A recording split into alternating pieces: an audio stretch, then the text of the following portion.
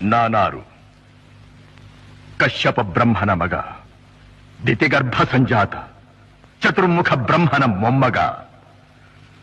ವಿಧಾತನಿಂದ ವಿಧಿ ಬರಹವನ್ನೇ ಬದಲಾಯಿಸಿ ಮರಣವನ್ನೇ ಮೆಟ್ಟಿ ನಿಂತ ಮಹಾವೀರ. ಅದಿತಿಯ ಮಕ್ಕಳ ಅಟ್ಟಹಾಸವನ್ನು ಸುಟ್ಟು ಆದಿತ್ಯರ ಅಟ್ಟಹಾಸವನ್ನು ಮಟ್ಟ ಹಾಕಿದ ಸಾಹಸಿ. ಅತಳ ಬಿತಳ ಸುತಳ ರಸಾತಳ ತಳಾತಳ ಮಹಾತಳ ಪಾತಾಳಗಳನ್ನು ಪಾದದಡಿಯಲ್ಲಿ ತುಳಿದಿಟ್ಟ ಪರಾಕ್ರಮಶಾಲಿ. ಅಡಿಯಿಟ್ಟರೆ ಬೆರೆಯುವುದು ಭೂಮಿ, ತಲೆ ಎತ್ತಲು ಬೆಚ್ಚುವುದು ಭಾನು, ಕೈ ಎತ್ತಲು ನಡುಗುವುದು ಸೃಷ್ಟಿ. ಚತುರ್ಮುಖನ ಸೃಷ್ಟಿಯೇ ನನ್ನ ಆಜ್ಞೆಯನ್ನು ಪಾಲಿಸುತ್ತಿರುವಾಗ ಯಕ್ಕಶ್ಚಿತ್ನದ ಮಗ, ನೋ ಜನ್ಮ ಕೊಟ್ಟ ಮಗ, ನನ್ನ ವಂಶವನ್ನೇ ಬೆಳಗಬೇಕಾದ ನನ್ನ ಕುಮಾರ, ನನ್ನ ಆಶಾ ಜ್ಯೋತಿಯಿಂದ ಎಂದು ನನ್ನ ಮನಸ್ಸಿಗೆ ನೆಮ್ಮದಿಯಿಲ್ಲವೆಂದರೆ ಛೀ, ಇದೊಂದು ಬದುಕಿ, ಇದೊಂದು ಜನ್ಮವೇ, ಎಂತಹ ದುರ್ವಿಧಿ, ಇದೆಂತಹ ದುರ್ವಿಧಿ.